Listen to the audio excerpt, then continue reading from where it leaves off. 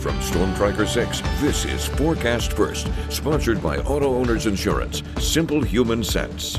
We see some nice breaks in the clouds this afternoon as the sun is heading down, but more cloud covers off to our west, so we'll end up mostly cloudy or cloudy through the overnight hours. Temperature-wise across the state, we're in the upper to mid-30s across the portions of the UP, while not much in the way of temperature difference here. We're in the mid-30s and lower 40s, so just a little bit warmer. 36 currently in Lansing and 42 degrees in Jackson.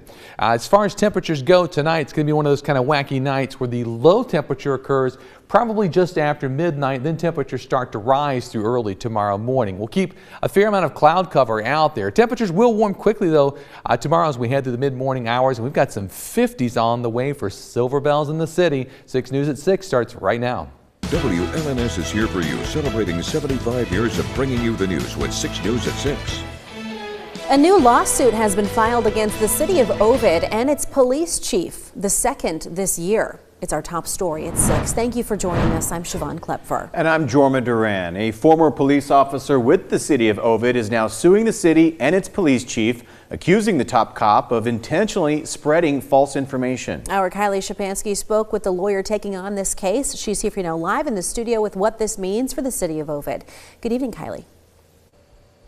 Jorma and Siobhan, Jacqueline Allen resigned from the Ovid Police Department on September 1st of 2023 after just a year on the force. Now, she says her former employer is accusing her of being addicted to drugs and stealing them from the city's evidence storage.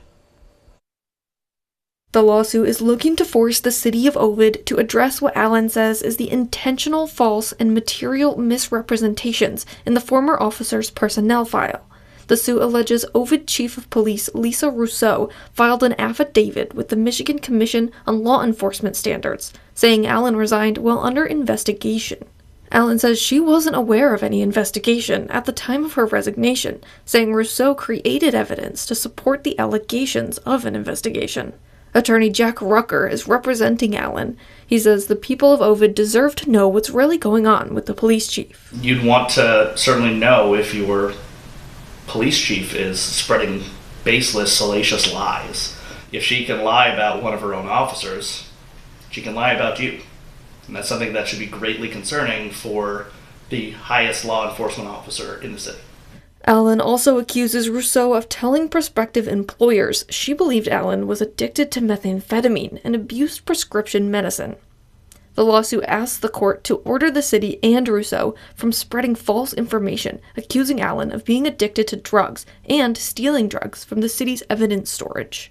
This is the second lawsuit filed against the city and the chief this year. Dan and Linda Lupu sued the city and Rousseau in federal court in April for what Attorney Rucker calls a sham arson investigation. So that case is also predicated on Rousseau's outright fabrications and lies about, in that case, Dan and Linda Lupu committing arson, which they didn't do. Allen's lawsuit was filed this past Thursday in Clinton County Circuit Court. The city of Ovid has 21 days from the time they received the letter to respond. We reached out to both the city and the chief to get their reactions to both lawsuits, but they didn't call us back. We'll keep you updated on the latest as we learn more. All right, Kylie, thank you. The city of Mason has proposed a new zoning ordinance that would create a designated district and special operating requirements for data centers and other high technology-based developments. The drafted ordinance outlines the specific types of operations that may be conducted within that proposed district and is intended to be located in areas that are undeveloped and experience a low number of public visitors. There's nothing in our zoning map or anything that would indicate where this might go. We really don't know until someone comes along and says, hey, I've got a chunk of land, 300 acres plus here. I want to rezone it to M3. Then we would default to the process for amending the zoning ordinance. You can see that full proposed zoning ordinance from Mason on our website, WLNS.com. It'll be a busy time for travel, whether you're driving or flying this holiday season. Yeah, and because of the hustle and bustle expected ahead, travel officials have some tips to make your commute a little bit easier. Our Rachel Ramsey is here for you now with what you need to know. Siobhan Dorma, more than 224,000 Michiganders are expected to hop on a plane this Thanksgiving. That's a lot busier than your average travel day. So officials say to get to the airport early and keep tabs on your airline to see if there are any changes. They're the ones that are going to have the best and most accurate information about your flight. If things are running on time, if there's delays or cancellations, the airlines is the best resource for that. Make sure that you've got time to park, get checked in, and start your travel experience and your whole day kind of stress-free. When it comes to the roads, AAA says more than 2 million Michiganders will be driving at least 50 miles from their home on Thanksgiving. To help keep impaired drivers off the road, the Auto Group will have its Tow to Go program available, which takes you and your vehicle somewhere safe within a 10-mile radius. All you have to do is call. This service will be available from 6 p.m. Wednesday, November 26th to 6 a.m. Monday, December 1st. Combining cocktails and crowded roads can be deadly. According to the National Highway Traffic Safety Administration, 174 people died in drunk driving crashes during the 2023 Thanksgiving holiday period. If you plan to consume alcohol or other impairing substances this Thanksgiving weekend, make plans for a safe ride home. And the Michigan State Police will have extra patrols out during the week of Thanksgiving, keeping an eye out for distracted driving, impaired driving, and anything that looks unsafe. Here for you in Lansing, Rachel Ramsey, 6 News. Thank you, Rachel. Jackson police officers are helping families get turkeys on the table this Thanksgiving holiday and hosted their annual turkey drive-through event at the Jackson County Fairgrounds today. Jackson police officers were there to distribute free turkeys to local families. And we spoke to Jackson Police Chief Christopher Simpson about what this event means to him and his crew. We're not doing this for notoriety. We're doing it out of necessity and the kindness of our hearts and giving back to our community. It's the least that we can do as a police department. We strive to be excellent. We want their support. We want them to know that we're always there for them, not just in a time of where we're giving out turkeys, but on our daily endeavors of patrolling, investigating. And the turkey drive-through was only open to Jackson residents. The 41st annual Silver Bells in the City is this Friday, and the city of Lansing is already closing roads ahead of the celebration. Washington Avenue and Capitol Avenue will be closed from Ottawa Street to Hillsdale Street for the parade. Silver Bells in the City starts from 5 p.m. and will go until 9 p.m. on Friday with the lighting of the Christmas tree at 7:30. To view a detailed map of closures, head to our website, WLNS.com. And staying in the holiday spirit, East Lansing officials say they'll be handing out an ornament during their tree lighting ceremony scheduled for this weekend. At the ceremony, which takes place Saturday evening, they'll be giving away a Division Street parking garage ornament, but only one ornament will be allowed per household. From Storm Tracker 6, this is Weather First, sponsored by Auto Owners Insurance. Simple human sense. We've got Silver Bells coming up at the end of this week. We've got Thanksgiving next week. We're certainly heading into our holiday season as well as our cold weather season. This picture is a beautiful shot, what we can anticipate more of this winter. This is from our first snow from Ruth in Clinton County, just showing a beautiful winter-like scene out there. And that is absolutely gorgeous. Well done, Ruth. To upload your weather photos, be them snow or summer pictures or anything in between, whatever you want to upload, WLNS.com/share is the place to do that.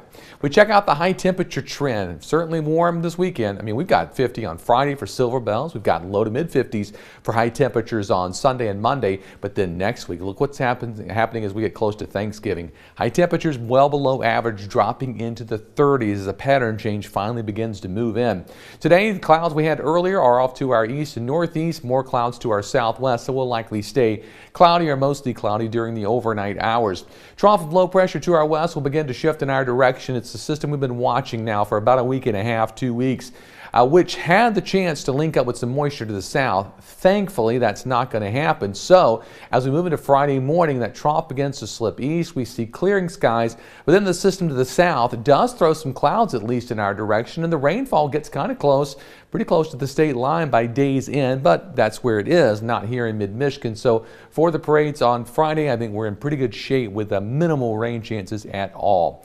I'll look at the temperatures out this afternoon. 36 for Lansing, St. John's 39. 39. Wausau a little cooler, 35. Charlotte, yes, a little bit warmer at 41 degrees. Live conditions in downtown St. John's, 39. Not much wind today, less than 10 miles per hour. Of course, no precipitation out there. All in all, pretty nice day.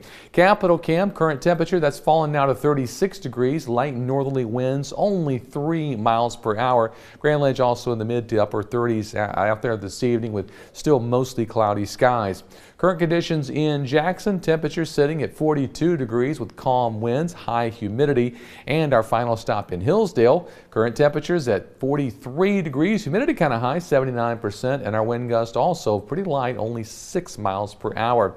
Forecast-wise for tonight, 31 the overnight low, but tonight the low is going to occur just after midnight. By the time you head out tomorrow morning, we're already in the mid-30s. I know it doesn't feel a lot different, but 35 degrees at 7 o'clock, 44 at noon, and our high temperature at 4 o'clock around 48 degrees. Just slightly more wind tomorrow than we saw today. The 6-day forecast on Friday, increasing clouds in the afternoon, highs near 50. Mid-40s Saturday, low to mid-50s Sunday and Monday. Tuesday, it's rain showers, highs in the mid-40s, but then Wednesday, that 45 will probably occur very early with falling temperatures. We change it over to snow showers, and those snow showers persist into Thursday, and maybe a storm system next weekend that could bring some rain or snow to the area. Sorry, I kept checking out the turkey. Oh, yeah. He's grooving. Waving. Shaking his tail was feather. he dancing? Or he's shaking his tail feathers. Yeah, see? Oh, well, if you get up real close. Yes, you could be a little dirty right there. Right? Well, Thanksgiving twerk right there. Thanks, Jorma. I love it. I mean, he's not wrong. Did I just ruin the holidays? No. I know.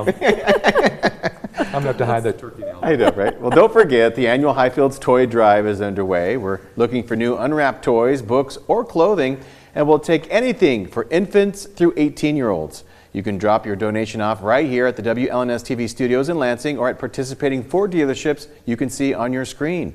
You can make that donation anytime between now and December 15th, and we hope you can help us make a child's holidays a little brighter.